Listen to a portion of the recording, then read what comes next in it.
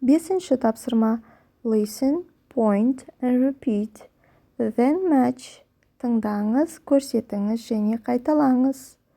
Сөздер мен суреттерді сәйкестіріңіз. Put on. Put on. Take off. Take off. Cap. Cap. Scarf. Scarf. Jeans. Jeans. Jumper. Jumper. Boots. Boots. Gloves. Сөздерді суреттердің әріптік реттілігімен тыңдап шықтық. Енді сәйкестіреміз. Біріншісі cap, бұл кепка, C суретіне сай келеді. Екінші scarf, шарф, D. Үшінші gloves, қолғаптар, H. Төртінші boots, етіктер, G. Jumper, жемпір, F. 6. Jeans, джинсы, E. 7. Put on, кию, A.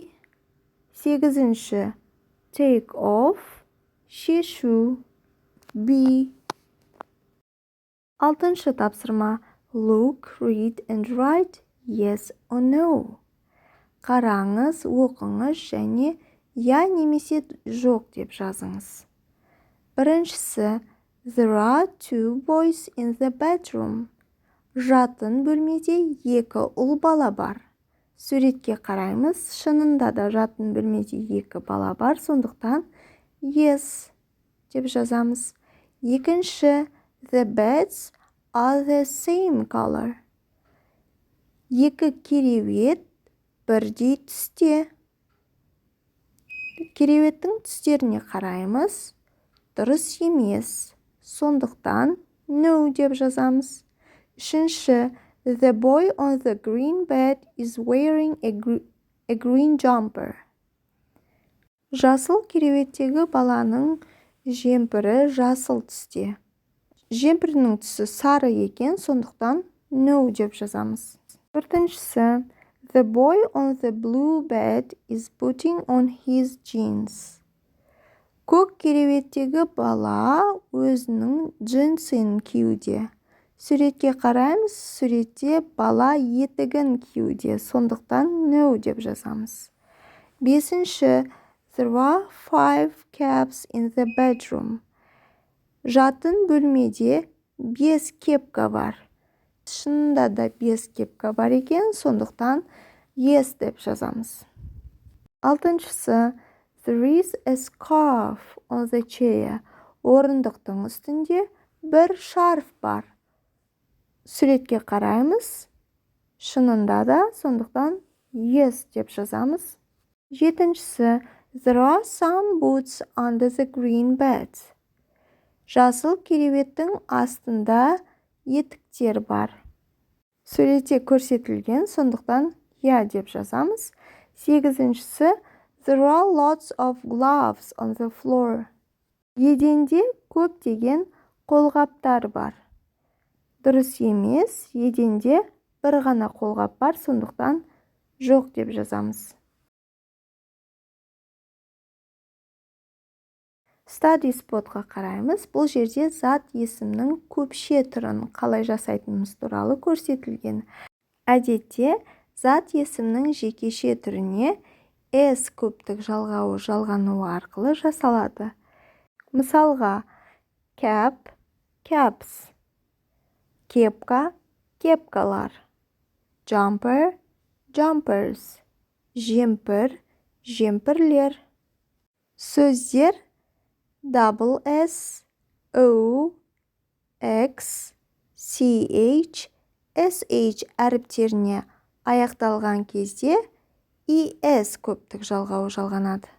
Мысалға, dress, dresses, potato, potatoes, box, boxes, watch, watches, dish, dishes. Соңы y әрпіне аяқталатын зат есімдерге es көптік жалғауы жалғанады, y әрпі I әрпіне айналып кетеді. Мысалға, baby, babies. Зат есімдердің соңы f немесе fi әріптеріне аяқталатын болса, оларға es көптік жалғауы жалғанады, ал f әрпі v әрпіне айналады. Мысалға, scarf, scarves, knife, knives. Алайда, бұл ережеге бағынбайтын сөздер де бар. Ерекше жағдай, зат есімнің көпше түрінің жасалу ережелерін жоғарыда қарастырдық. Енді аталған ережелердің ешқайсысына бағынбайтын ерекше жағдайлар бар. Ол сөздерді жаттап алған дұрыс болады. Сол сөздерді көріп шығайық. Child, бала, children, балалар, man, ер кісі, men, ер кісілер, woman, әйел кісі, women, әйел кісілер, foot, аяқ, feet, аяқтар, tooth, тіс, teeth, тістер, mouse, тышқан, mice, тышқандар, fish, балық, fish, балықтар, sheep, қой, sheep, қойлар. 7-ші тапсырма, listen and choose. Тыңдаңыз және таңдаңыз. Hello, I'm Sultan, and these are my favorite clothes. These are my boots and these are my jeans. Hello, I'm Qanat, and these are my favorite clothes. These are my gloves and this is my cap. Hello, I'm Sauleh. These are my favorite clothes. This is my jumper and these are my gloves. 8-ші тапсырма, count and complete. Санаңыз және толтырыңыз. Бізге сурет берілген, сол суретте неше зат бар екенін көрсетуіміз керек. Біріншісі мысал ретінде берілген, there are 2 jumpers. 2 жемпір бар. There are 6 gloves. 6 қолғап бар. There are 2 babies. 2 бөпе бар. There are 4 mice. 4 тышқан бар. There are 3 scarves. 3 шарф бар. There are 6 boxes. 6 қорап бар. 9-ші тапсырма, let's play, кел ойнайық. Мысал ретінде берілген сұрақтарға және жауаптарына қарайық. How many jumpers are there? Неше жемпір бар? 2. How many gloves are there? Неше қолғап бар? 6. How many babies are there? 2. How many mice are there? 4. How many scarves are there? 3. How many boxes are there? 6.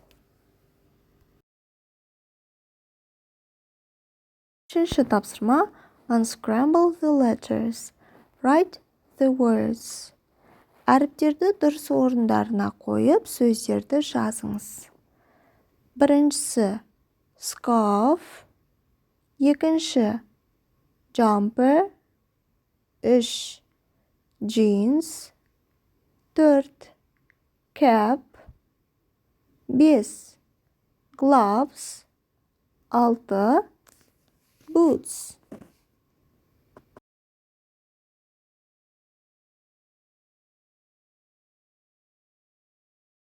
Төртінші тапсырма. Write in the right column. Дұрыс бағанға жазыңыз. Бізге сөздер берілген, солардың көпше түріне байланысты бағандарға бөліп жазуымыз керек екен. Мысалға, қай сөздерге S қосылады, қай сөздерде ES, қайсысына IES. S көптік жалғауы жалғанатын сөздер. Cans, pots, forks, pans. ES көптік жалғауы жалғанатын сөздер. Glasses, dishes, watches, boxes. IES көптік жалғауы жалғанатын сөздер. Babies, cities. Келесі бағандағы сөздер. Wolves, knives, scarves. Соңғы бағанымызға кіретін сөздер. Women, sheep, feet, men.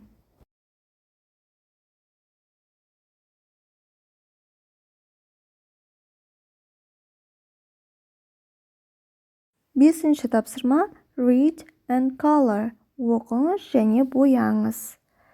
Бірінші сөйлем. There are 3 scarves. Color them red. 3 шарф бар. Оларды қызыл түске бояңыз. Екіншісі. There are 2 boxes. Color the big box blue and the small box yellow. 2 қорап бар. Үлкен қорапты көк түске, кішкентай қорапты сары түске бояңыз. Үшіншісі. Look at the fish. Color them orange. Балықтарға қараңыз. Оларды қызғылт сары түске бояңыз. Яғни оранжевый. Төртіншісі. Color the gloves yellow and the caps red. Қолғаптарды сары түске және кепкаларды қызыл түске бояңыз. Бесіншісі. Look at the watches. Color the watch on the bed orange. Color the watch under the chair purple. Сағаттарға қараңыз. Кереуеттің үстіндегі сағатты қызғылт сары түске, орындықтың астындағы сағатты күлгін түске бояңыз.